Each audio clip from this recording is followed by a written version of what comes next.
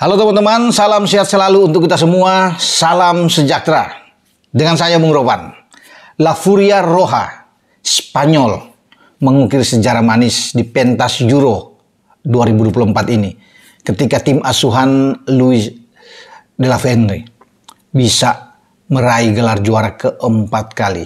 La Fuente tentunya bergembira ya, bereforia dengan seluruh pemain ofisial Spanyol ketika wasit asal Prancis ya, Francois Letizia membunyikan peluit panjang, tanda pertandingan berakhir dan Spanyol menang melawan Inggris dengan 2-1. Maka meledaklah suasana bagi Spanyol ya, dan mereka tentunya layak untuk bisa mendapatkan hasil ini terbaik, karena saya pikir final ini milik mereka ya. Inggris layak untuk kalah dan Spanyol pantas untuk bisa memenangkan laga. Kenapa? Karena dari semua aspek, semua statistik dalam final kali ini menjadi milik Spanyol. Lihatlah bagaimana mereka bisa melepaskan 16 tembakan. 6 diantaranya on target, 2 yang hanya menghasilkan gol memang. Kalau bukan Jordan Pickford, penjaga gawang Everton yang mengawal timnas 3 singa ini Inggris, itu banyak gol. Dia melakukan penyelamatan fantastis setidaknya dari 6 shot on target Spanyol itu ada 2 yang hampir seharusnya bisa menjadikan gol ya, dari semuanya dari Lamine Yamal di menit 65 dan 81, tapi semua itu ditepis oleh Jordan Pickford yang saya pikir tampil luar biasa bagi Inggris di final kali ini. Tapi lawan mereka karena Spanyol lebih atraktif bermain, lebih agresif, intensitas serangan mereka lebih oke dibandingkan Inggris yang hanya mengandalkan counter attack. Jadi mereka memaksa Inggris itu untuk lebih banyak bertahan. Skill pemain Spanyol, teknik mereka sangat baik. La Fuente sebagai pelatih tentunya bisa mencermati, bisa melihat apa yang harus dilakukan di final melawan Inggris.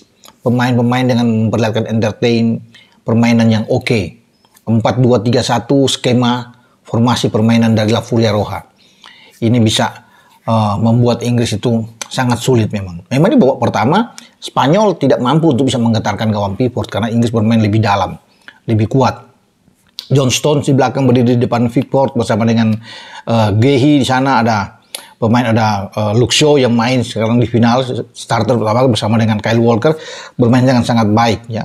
Ada Kobbie Mainoo dan Declan Rice yang bermain lebih bertahan untuk sebagai double pivot. Kemudian mereka bisa mendorong Phil Foden, Saka dan Bellingham untuk bisa membantu Harry Kane di depan. Tapi itu mereka kalah kalau bisa lihat di tengah, melawan Fabian Ruiz, Rodri yang sangat baik, Dani De Olmo yang pemain yang saya pikir ini oke, pantas kalau dia diincar oleh banyak klub dan bisa menjadi suatu harga yang mahal bagi Dani De Olmo ya, pemain dari Leipzig ini, dan dia bermain sangat oke, didampingi oleh 2 anak muda, 2 bocah yang saya pikir tampil sangat baik di final ya. Lamine Yamal, kemudian dengan Nico Williams ya. Nico Williams yang membuat gol pertama bagi Spanyol ketika pertandingan berlangsung 2 menit, dan ini umpan dari Lamine Yamal. Ini asis keempat dia pada pertandingan ini yang luar biasa di pentas Euro 2024 dan diselesaikan oleh Nico Williams. Ya, Yamal saya pikir ini mendapatkan, boleh saya bilang itu 8,5 bahkan bisa mendekati 9, luar biasa bersama dengan Nico Williams untuk bisa menampingi pemain yang lebih senior, kapten ke-11 dari Spanyol Alvaro Morata di depan. Karena La Fuente memainkan dengan pemain-pemain yang baik ya. Setelah Unai Simon, kemudian mereka punya di kanan Dani Carvajal yang main lagi. Kita sebelumnya ada akumulasi, Marco Correa tampil juga bagus. Correa bisa menjadi andil dengan gol terakhir yang menjadi kemenangan bagi Spanyol. Ketika di menit ke-86, Mikel Oyarzabal yang masuk, yang mengisi posisi dari Morata di depan, menerima umpan dari Correa, dan Correa bermain sangat baik di sisi kiri. Ya, ada keseimbangan dengan Dani Carvajal karena kita tahu di tengah mereka punya Aymeric Laporte, ya, Robin bermain di tengah juga. Nah, Leverman yang bermain juga sebelum Nacho masuk, dan mereka punya Rodri dan Fabian Ruiz yang tampil sangat oke. Ini sulit diimbangi oleh gelandang-gelandang Inggris. Itu yang membuat pencapaian ball position mereka sangat tinggi ya, 66% berbanding 34%. Jadi separuh mereka bisa menguasai. Dari sisi aja udah bisa kelihatan ketika Spanyol menguasai permainan ball position mereka, dan kelihatan sekali perpindahan bola mereka di semua unit ya, semua sisi dari belakang tengah ke depan. Itu sangat baik sekali Spanyol. 545 kali perpindahan bola dari kaki ke kaki yang dimainkan oleh Rodri, Fabian Ruiz, Nico Williams, Dani De Olmo di sana, ada Lamine Yamal ya, kemudian bantu Korea dan Dani Carvajal, ada Laporte dan Robin bermain sangat baik di semua sisi, ada Alvaro di depan. Ini tinggi sekali. 545 kali perpindahan bola berbanding kita lihat Inggris hanya 294 kali. Jauh, jadi memang pantas. Ya, akurasi operan pemain Spanyol sepanjang pertandingan itu mencapai 89%. Ya. Inggris hanya 77%. Ini kelihatan sudah timpang, jauh. Jadi memang kemenangan itu sudah di depan mata bagi Spanyol, hanya soal waktu buat mereka. Walaupun Inggris kelihatan coba bermain dengan sekuat tenaga untuk bertahan, jangan sampai mereka kalah. Karena memang Inggris hanya coba untuk bermain lebih bertahan dan counter attack. Kalau mereka coba melayani bermain terbuka ofensif, habis. Bisa di atas 2 gol, Spanyol bisa mendapatkan itu. Karena Inggris menjalankan taktik bagi Southgate. Ini bagus, baik tidak melayani permainan terbuka dari Spanyol, tapi mereka coba lebih dalam, membuat Spanyol frustrasi sepanjang pertandingan, dan mereka dapatkan di 45 menit babak pertama. Itu ketika banyak peluang juga Spanyol selalu gagal. Inggris ingin melakukan itu paling tidak. Mereka harus bisa menahan sampai menit 80. Tapi akhirnya gagal karena di awal babak kedua Nico Williams sudah bisa mencetak gol setelah ada Lamine Yamal bisa memberikan umpan. Ya di sana memang ada gol penyama, tapi Southgate memainkan juga taktik yang sangat oke kalau bisa melihat ya. Di sini bagaimana di belakang dengan John Stones dan Guehi, ya Kyle Walker, kemudian ada Luke Shaw yang main lebih awal di situ, dan mereka bisa mendapatkan gol penyama bahkan ya untuk bisa mengejar ketinggalan gol ketika Spanyol lewat Nico Williams. Dan dia adalah pergantian pemain, dia tahu bagaimana menarik keluar Harry Kane yang tidak berkembang ya, artinya ada Cole Palmer dimasukkan, Ivan Toney juga ikut, Oli Watkins semua dimainkan di babak kedua untuk bisa mengejar ketinggalan, dan akhirnya mereka bisa mendapatkan itu dengan gol dari Cole Palmer ya. Ini pun dilakukan dengan sangat baik juga oleh perpindahan 2 pemain kunci si Inggris, Bukayo Saka dan Jude Bellingham, sebelum Cole Palmer bisa melepaskan tembakan kaki kiri menaklukkan Unai Simon. Bagi Spanyol, saya pikir mereka ini oke ya, La Fuente sebagai pelatih. Mereka tahu bahwa Inggris punya kekuatan ada di Bukayo Saka dan Jude Bellingham. 2 pemain inilah terus dimarking untuk tidak diberikan kesempatan. Dan gol balasan itu kan lihat, itu berawal dari 2 ini, Saka dan Bellingham, sebelum dieksekusi dengan baik oleh Cole Palmer. Dan Palmer selalu masuk sebagai super sub, selalu menjadi pembeda. Saya pikir ketika Palmer bisa membuat gol 1-1, ini ada harapan ya bagi Inggris untuk selalu bisa membalikan keadaan. Inggris ingin memaksa pertandingan itu diperpanjang 2 kali 15 menit. Mereka harus bisa bertahan. Tapi sayang itu 4 menit menjelang waktu normal selesai di menit 86. Ya Mikel Oyarzabal bisa lepas dari kontrol Marc Guehi. Walaupun sebenarnya kelihatan ada sisi offside di sana diperdebatkan, tapi ketika ada Marco Correa bisa memberikan umpan, tapi ternyata dia onside. Ya. Ketika dilihat lagi dia pada posisi onside untuk bisa mendorong bola masuk ke gawang Inggris yang dikawal oleh Pickford. Ya, untuk 2-1. Ketika ini gol terjadi, selesai, sulit bagi Inggris untuk bisa membalikan keadaan, menyamak kedudukan.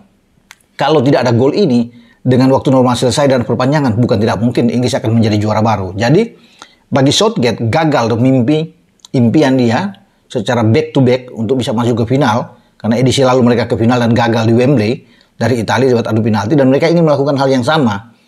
Jika pertandingan berakhir imbang dan ada perpanjangan waktu, mungkin akan lain halnya pertandingan ini ya, kalau dengan kondisi seperti ini. Tapi Spanyol tidak mau untuk melakukan itu.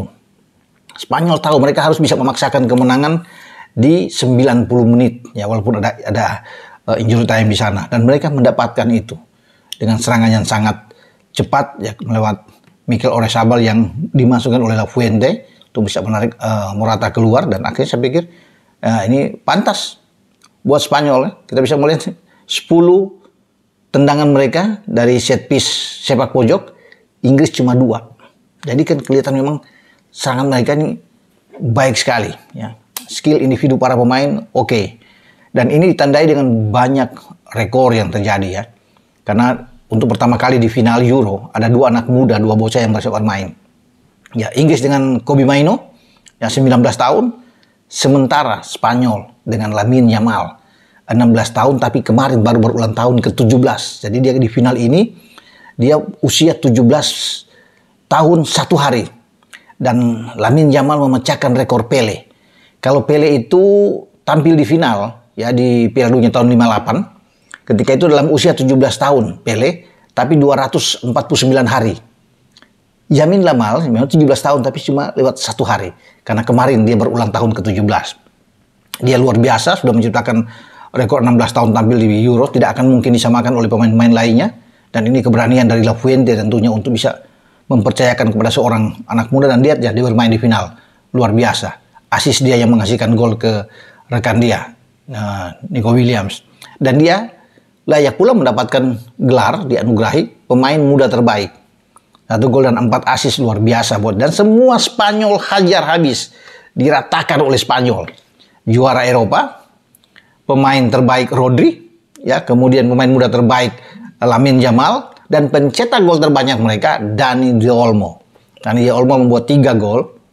Sama memang dengan Harry Kane atau pemain-pemain lainnya seperti Jamal Musiala juga, ya, Ivan Škrans dari Slovakia, Mikhail George ya dari Georgia juga, 3-3 semua kan. Tapi kelebihan dari Dani De Olmo yaitu dia punya 2 asis. Jadi artinya Harry Kane dengan 3 gol tanpa asis dia punya. Jadi dia punya kelebihan di sini yang dinobatkan Dani De Olmo menjadi pencetak. Jadi semua itu diraih oleh pemain-pemain Spanyol dari timnya, juara, pemain muda terbaik, pemain terbaik Rodri dan Dani De Olmo ya, yang tampil oke. Jadi selamat buat Spanyol, sudah meraih gelar keempat mereka, tim pertama ya. Sebelumnya mereka sama dengan Jerman 3-3 meraih gelar Eropa, tapi sekarang mereka sudah 4 lari sendiri di atas ya dari 5 final mereka, karena mereka kalah di final tahun 84 dari Prancis ketika itu. Kalau enggak mereka bisa 5 kali juara. Tapi untuk urusan mencetak gol, mereka di musim ini, di edisi kali ini, edisi ke-17 di Euro, mencetak 15 gol. Ini terpanjang buat mereka ya. Mereka hanya kalah dari Prancis dengan di tahun 84. Tapi setelah itu Spanyol lah saat ini yang mengukir 15 gol. Mereka menunggu 12 tahun lamanya. Setelah terakhir 2012 menjadi juara di pentas Eropa, dan sekarang mereka bisa mengulangi lagi. Dengan pemain-pemain muda seperti saat ini bukan tidak mungkin ya. Untuk pagelaran berikutnya di edisi ke-18 Spanyol bisa menjadi juara lagi. Bukan tidak mungkin kalau melihat cara mereka bermain seperti ini. Ya, mereka bisa menjadi juara 4 kali dengan pelatih yang berbeda. Ya, luar biasa, dari Llorente, sebelumnya Lampard, kemudian ada Luis Aragonés, ada Vicente del Bosque, dan akhirnya De La Fuente saat ini bisa membawa La Furia Roja berkibar di pentas Eropa. Oke, dengan saya Bung Ropan sampai di sini review Euro, dan selamat sekali lagi buat Spanyol. Ciao.